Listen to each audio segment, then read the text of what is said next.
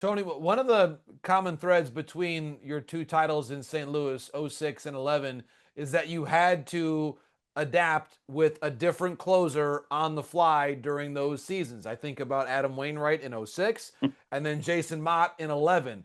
Uh, in what ways were both of those years somewhat similar in that they required a lot of creativity for you and Dave Duncan to just get those last three outs of the ball games? Well, the example of the closer is a good one, but that's really the story of trying to win a championship.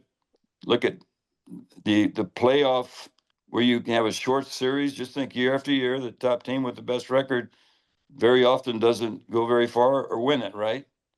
So in our case, really unique common thread. We got in the last day of the year both times. Hmm. In '06, we got in with 83 wins. People didn't realize that we had lost four or five of our big stars for 6 weeks, and they were all ready to play at the end. In 11, we got in the last day of the season, so we got in and in fighting competitive form. But the one thing we didn't have in '06, Izzy, who was he's in the Cardinal Hall of Fame as a closer, got hurt. But we had this young guy named Wainwright who we had put on the roster in the classic version of he's going to be a starter.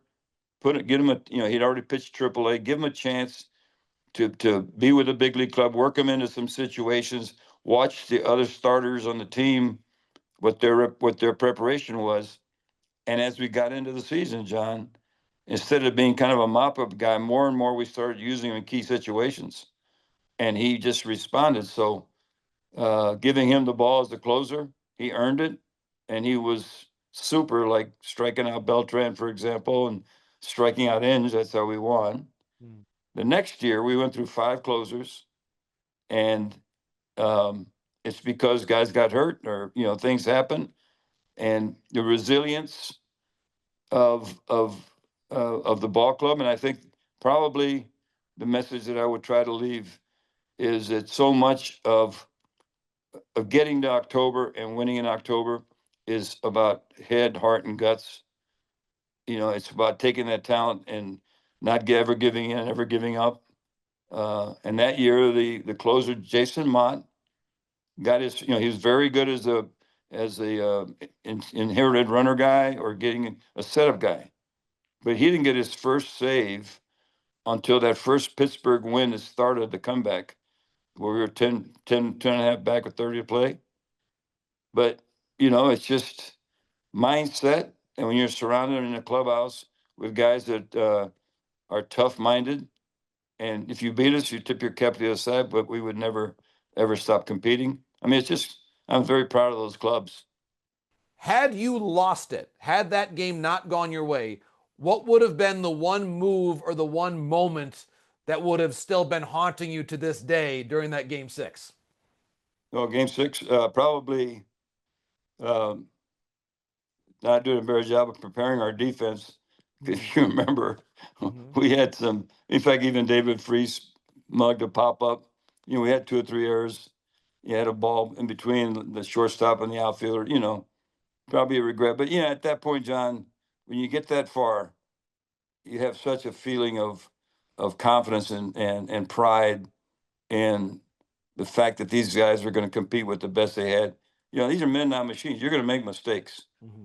It's what you do with the mistake is how you always just keep going.